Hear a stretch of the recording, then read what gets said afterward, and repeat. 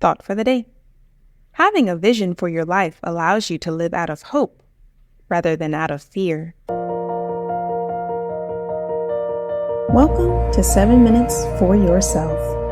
I'm Christina Aina, and I'm so glad you've joined me for what I believe will be 7 of the most enriching minutes of your day. Let's take this time to reconnect with ourselves and improve our well-being. In today's episode of 7 Minutes for Yourself, we are talking about creating a vision for the life that we want to live. Have a listen. What would be the coolest thing that could happen over the next 5 years of my life?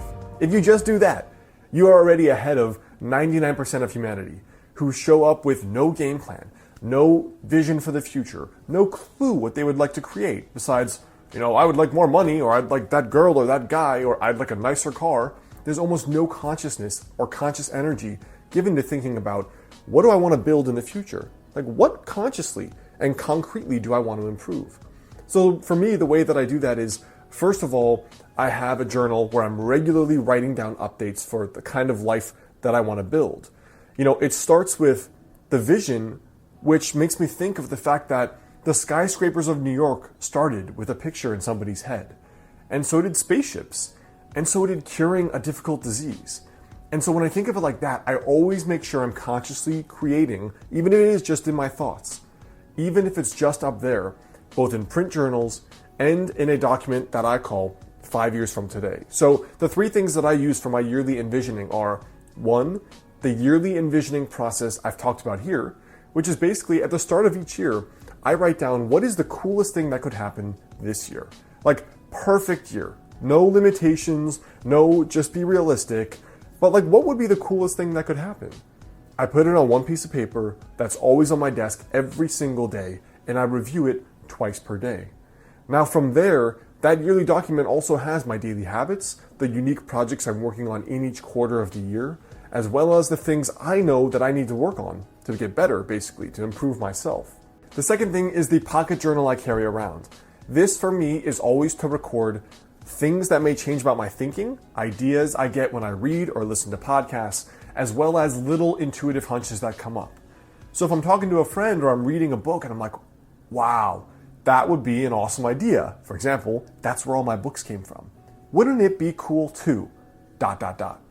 I put it down in this little book. It's just a little 3x5 moleskin that I always carry around with me. And then day by day, I can flip through that and be like, you know what?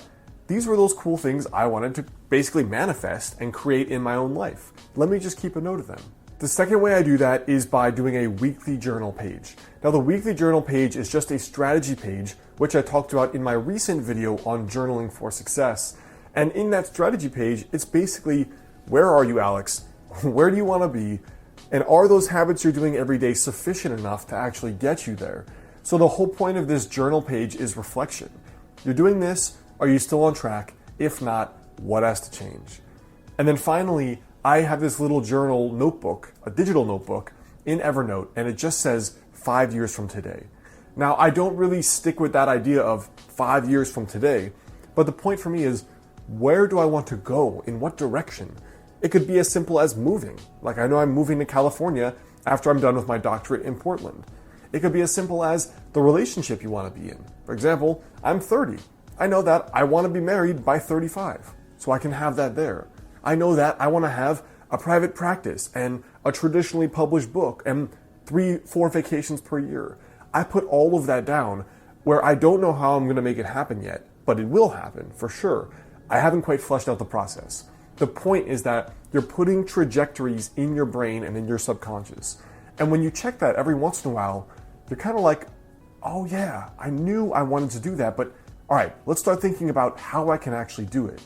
And almost all of those things come true for me, especially if you regularly review that. Now, the second piece here is your habits. So the daily action steps that you're going to actually do to make that a reality. Now, I've shared this philosophy many times. It makes up the bulk of my book, Master the Day. But the point is that you think about the goals you want to reach, and then you have to break them down. Forget the goal, but break it down into a daily habit. So with fitness, you forget losing 30 pounds. The habit is cook every day, go to the gym 20 minutes a day. You want to write a book, you forget having written a book, you put down the habit, write 500 words a day. You want to be in an amazing relationship in 2 years? You forget that goal, you put the habit, I'm going to go out to 4 events where I might meet like-minded people. And that's your daily habit. So you bring it back to, what do I have to do today? Now, the way I track that is a combination of ways. So not only in that yearly visioning document do I put that, I also record it in Evernote. And the reason I do that is because every Thursday, I have a 30 to 45 minute mastermind call. Now, I've had a personal mastermind for over 4 years now, every single week. And it's basically started when I started my business because that was so difficult for me. But it progressed to, like, are you happy? Are you building the life you want? Is your ladder up against the right wall, as the saying goes? Because you might climb the ladder of success and realize you climbed the wrong ladder and you're not where you want to be. So it's also about conscious goal setting and being crystal clear on the path forward, making sure you're going down the right path you want to be down. So I actually have a maximum of 3 goals per year and then 3 habits per goal. For example, the goals are often much more complex than you think. Like, let's say you've only been sleeping 5 hours a night. Well, your daily ritual may have to be, I'm going to disconnect from the computer at 11, I'm not going to have coffee after 5, and I'm not going to stress myself out with homework or with work after a certain time. It may take a few habits. Just like doing well in school or high performing at your work may also be more than one habit. It may mean I'm going to study this study strategy every day and apply that. Or I'm going to do an extra 1 hour of work per day or self-study or something else. The way that I personally do it is just 3 habits per actual goal. And those I track in a weekly scorecard document, which is, these are the 3 things, did I do them Monday through Sunday? And then when I get to my Thursday night mastermind, we all get on the phone and I basically give a report. I did this 50% of the time, 90% of the time. This is what didn't work. This is what I have to improve. That concludes today's episode of 7 Minutes for Yourself. Please take a moment to rate and review the show on Apple Podcasts. Today and every day with your kiddo is a gift. Enjoy it. Thanks for tuning in.